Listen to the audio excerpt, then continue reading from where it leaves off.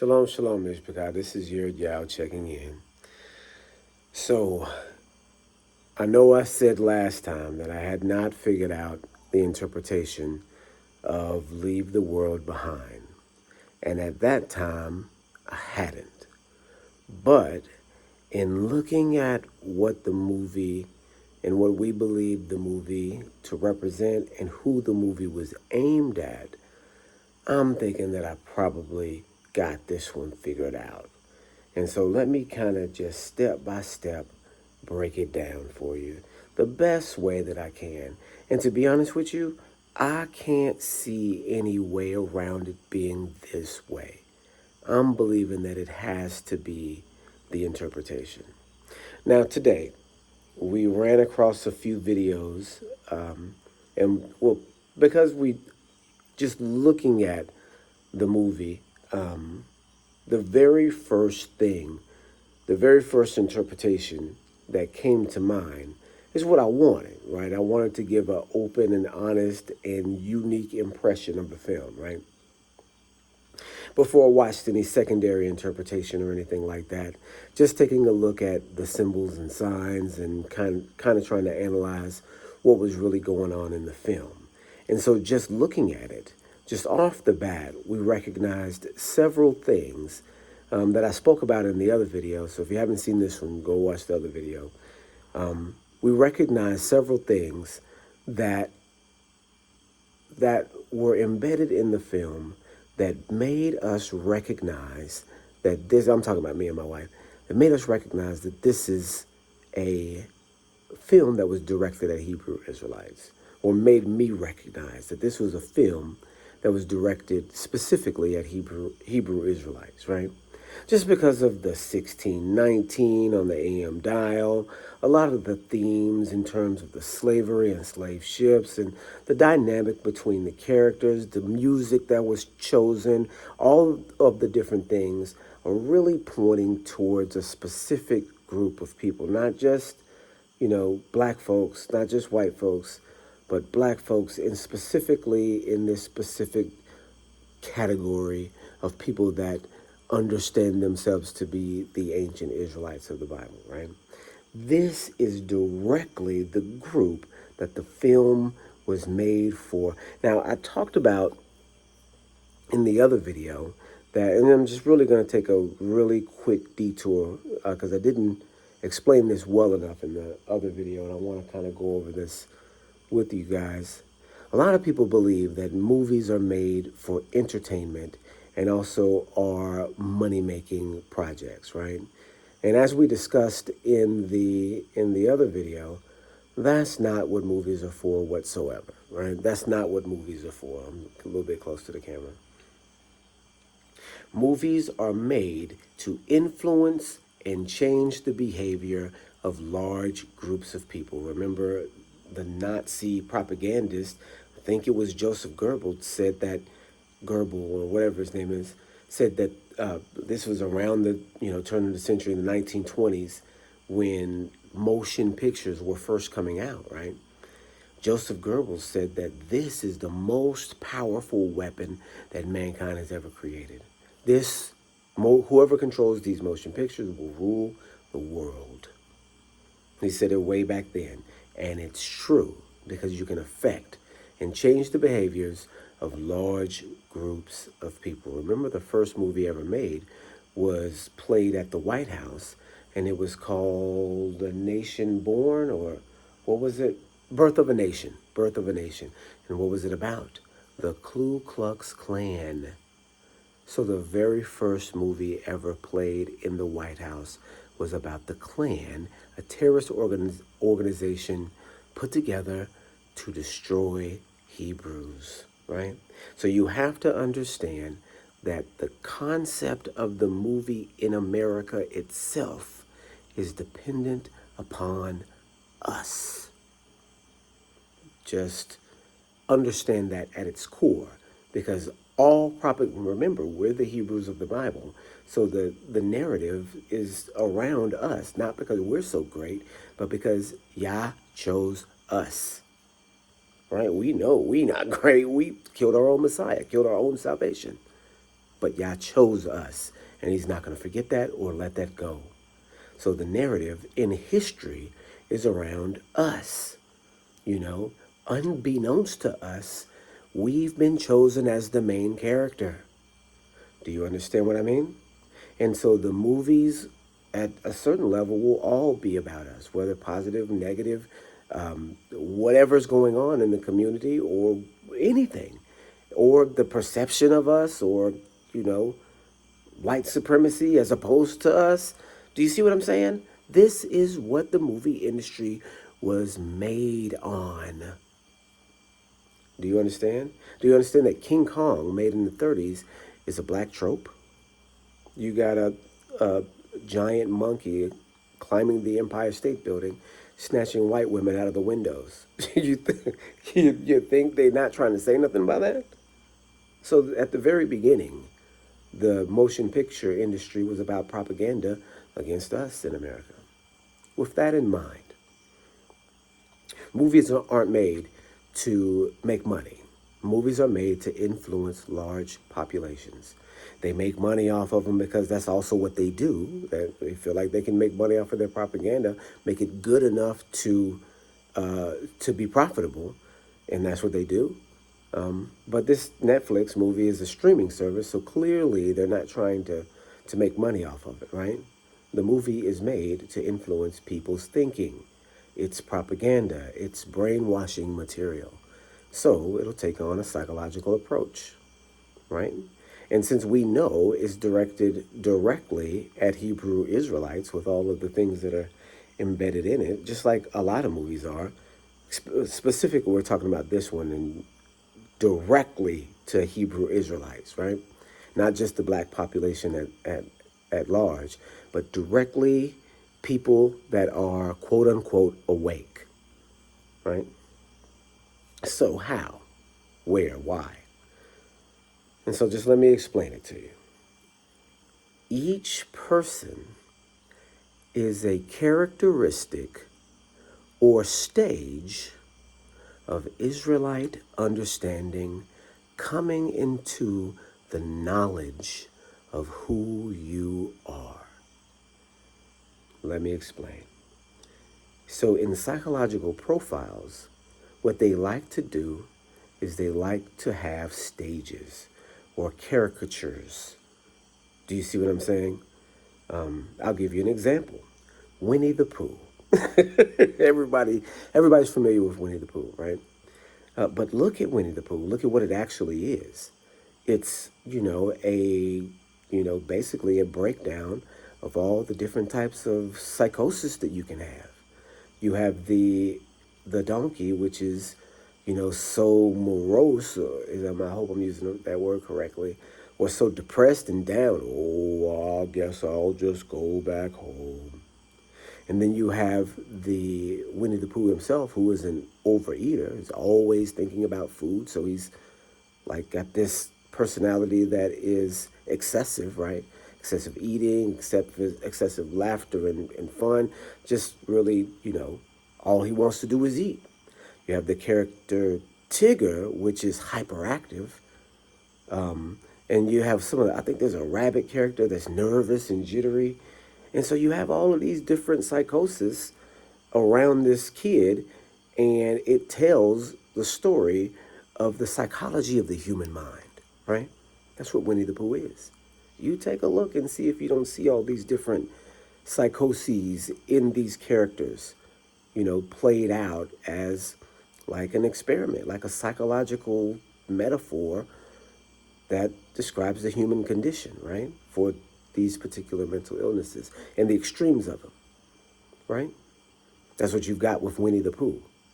And so take that concept and apply it to don't leave the world behind. Yeah, that's some sort of creature. We're in West Africa, y'all, so you may hear some creatures in the background. This is not the first time a creature has made noise while I've been on camera here. I don't know what that was. I've actually never heard that sound before. But you know how it goes when you're In the wilderness, you may hear things that remind you that you're in the wilderness. Anyway, so take that concept of the psychological breakdown of the characters and the caricatures of the human mind and apply it to leave the world behind. So the setting is the destruction of America, right?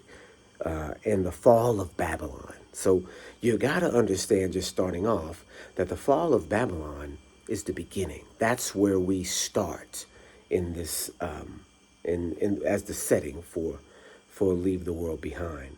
So automatically, this is, every Hebrew Israelite's understanding that, for one, America is Babylon, and for two, America is going to fall.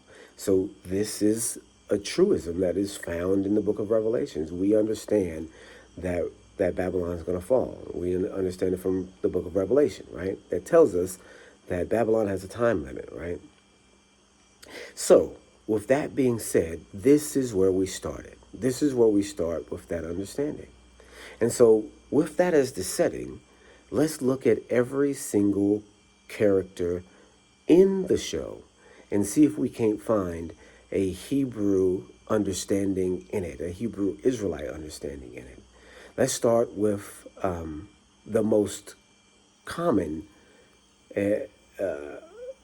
character that you would associate with Hebrew Israelites is the man, the lead character. Okay, so in Israelite society, the leading man is the most important person in society. He's successful, and therefore he can take care of everyone in the house, right? Is that not what the main character, I think his name is GH, right? That's what he's doing. He's taking care of every single person in the entire house with his house. As an Israelite, according to law, that is what you're commanded to do. You can look at Isaiah 56. You can look at Ezekiel 47 or 48. You can look at Numbers 15, right? It is the responsibility of the Israelite to treat anyone that is under your roof as your brother, right? As your brother or sister or children or whatever. It is your responsibility as an Israelite to be in charge of your family and the Gentiles. Uh-oh, Hebrews out there. For all of you saying that we shouldn't join, that we shouldn't have Gentiles in the mix or in play, that we should be doing our own thing. That's not what the Bible says. The Bible doesn't say that you kick the Gentile to the curb. The Bible says that if the Gentile is willing to join themselves to you, you have to treat them like a brother. If they're willing to say, oh, the Elohim of your fathers is also mine, you've got to help that person. You've got to treat them. That person is now family. You understand? This is what's going to be happening in the end of the world. When you see the 10 women, the 10 men that join on the pull on the skirt of him who says that he who is a Jew and say that we will follow you because we heard Elohim is with you.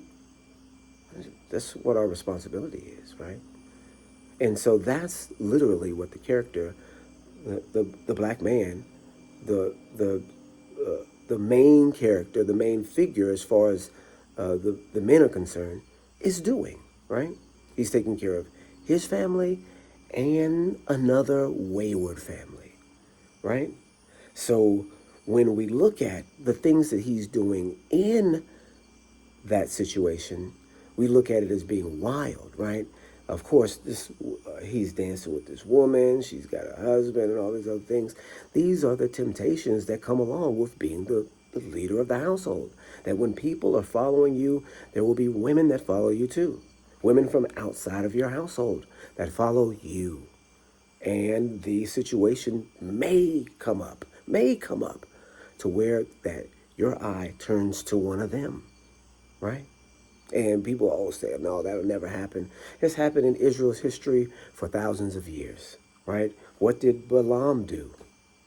What did he do? How did he fool the Israelites into sin, but send some foreign women in there after him, right?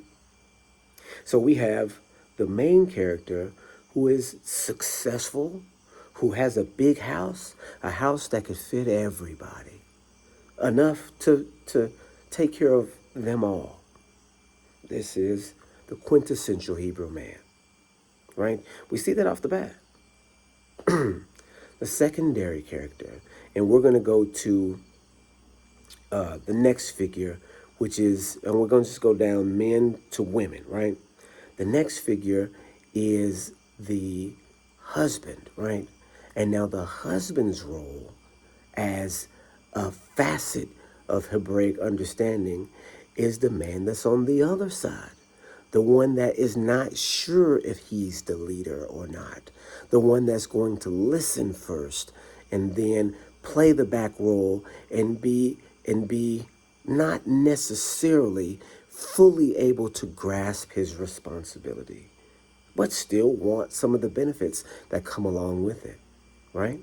And that's what we see in this other man, that he's a little bit more timid, he's more laid back, relaxed, he is not in good with his wife. These are the things that we see in the community as well, that some of our men don't want to just grab those tassels so hard and take the reins in the way that maybe they should, but still want some of the advantages of the Hebrew, the leader, and the man that takes charge, right? And when it just comes down to it, they're along for the ride, right? We see that as a facet of the Hebrew man as well. Now, you guys stop me if I'm going wrong anywhere.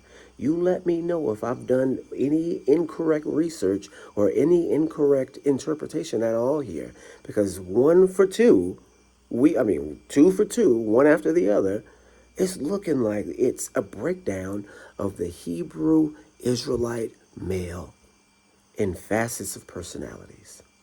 Let's go to the last man that we're going to discuss, and then to the boy. Don't forget the boy.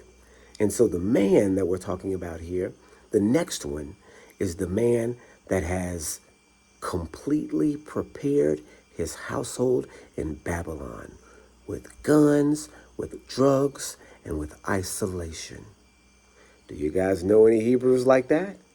I'm telling you, we may be that now. I mean, we ain't got no weapons or nothing like that, but we're here in West Africa in the wilderness, and we are enjoying our wilderness. And since there's not a whole lot of people out here, it is a sort of an isolation out here. You see, we are out here right now, 2 o'clock in the morning, really just chilling, while the rest of the world is kind of on fire, right? You got wars in the Middle East. You've got a genocide in the Middle East right now. You've got wars in the United States. You've got lots of struggle everywhere. And you got struggle here too. But you don't have that type of struggle, right? And so you see the prepared men in position already. And you see that as a facet of Hebrew Israelite understanding personified in that character, right? And he's a conspiracy theorist. It may be this people, it may be that people. Doesn't matter. This is a facet of who we are. Now let's get to the boy.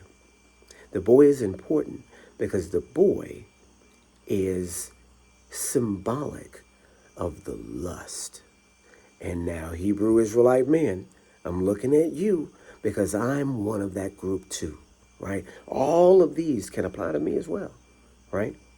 When you find out that David had so many wives, when you find out that Jacob had so many wives, so he had 4, right?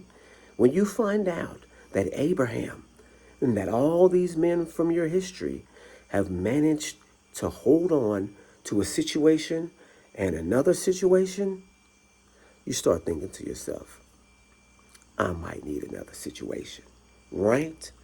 Right, Hebrew man? And we come from a time period where that's possible, but it is illogical because we don't have women, right now, who are built like that publicly. Now, you have situations where you have a man and wife, where a guy goes out and messes around, and then the woman, will forgive him, and and have that little interplay back and forth where she kind of likes that he can go out and just pull another woman, and that really turns her on. And you know the dynamic between the black man and the black woman right now. The man can be a philanderer in the community even, and still have a wife to go home to. Now that's not what we're talking about here. We're talking about a man that is able to hold down woman number one, and woman number two, and woman number three, in a real style of marriage. We do not have that right now. We as men don't have that understanding to be able to handle a household like that right now. We weren't raised that way. We weren't raised in that society at all.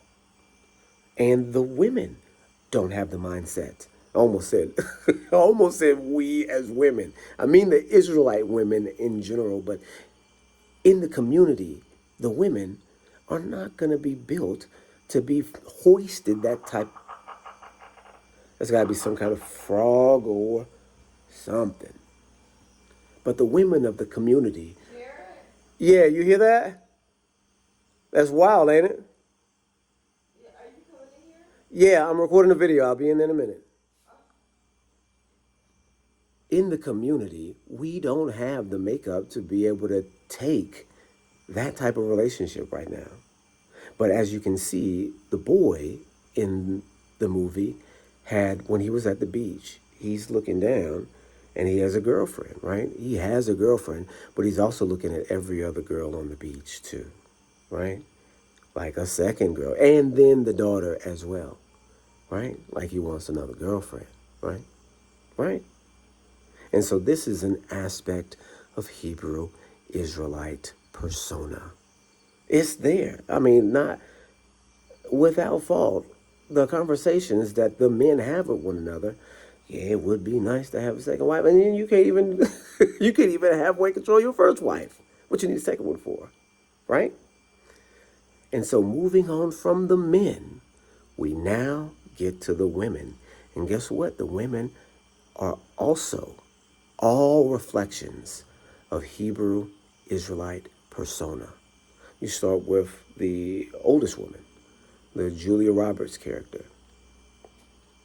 And so you look at this character, and the character hates people, hates other people, finds fault in everyone, doesn't like being around people, uncomfortable around people, better off by themselves, right? And so how many of us as Hebrews have gotten to where that we just are sick of everybody? And that can come off as like standoffish. It can come off as antisocial. It can come off as having a bad or abrasive personality, right? It can sure enough come off like that, because when we look out and we see the level of deception, and then also the level of willful deception, like I don't even want to hear it, I'm good, I don't want to even talk about it, I'm good where I'm at, I don't have to know anything, I'm just going to go to work and go home. When we are confronted by the level of, pushback that you get being out in these in these evangelistic streets, then you get kind of an attitude about it. You can get down to where that you're just like, man, forget it. I'm not going to say nothing to nobody. Right? Didn't Jeremiah get that way? The prophet Jeremiah? Right? I'm not going to say anything to anybody. Yes, you will. Isn't that what happened to Jonah when he preached, and then, well, I mean, he preached in such a way that they all changed. And then he was like, oh my goodness, I thought you was going to kill them all. I was getting ready to see a show. But that's the type of mindset that some of us as Hebrews can develop if we dwell in other people's misunderstandings, right? Right? We can get to where I can't wait to see Babylon fall. Oh no, the day of Yah is a dark day, and who can bear it? Right? We do not pray for the day of Yah. because we don't know if we going to stand in that day, right? Isn't that what the scripture says? So that aspect of antisocial behavior is a facet of Hebrew Israelite personality, for sure. And what about the next character? The next woman down, the um, the girl, right? Now, and I guess she wasn't teenage; she was an adult in college. But this girl, who has kind of like a abrasive personality as well, and an antisocial personality as well, but against white folks, right? Antisocial against white people. And you have these camps that are out there that just, you can't trust white people for nothing. You ain't gonna be able to do nothing with them. You ain't ever gonna be able to do nothing with them. Leave them alone. There ain't nothing you can do for them. Let them go. They Esau and everything else, Edom and everything else, right? Any bad thing, that's who they are, right? Knowing that they're gonna be, some of them joined to Israel, for sure joined to Israel.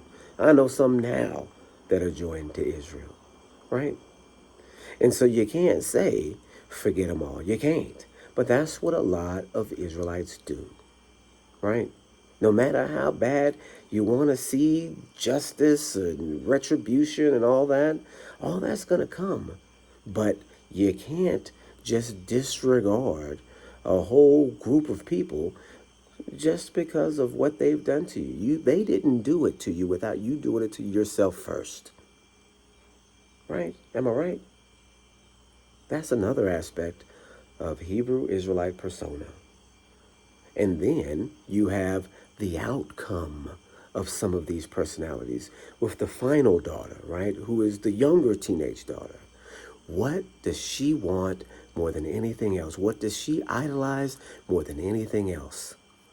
Friends, right? Just a group to hang around and chat like you used to have before you understood the truth.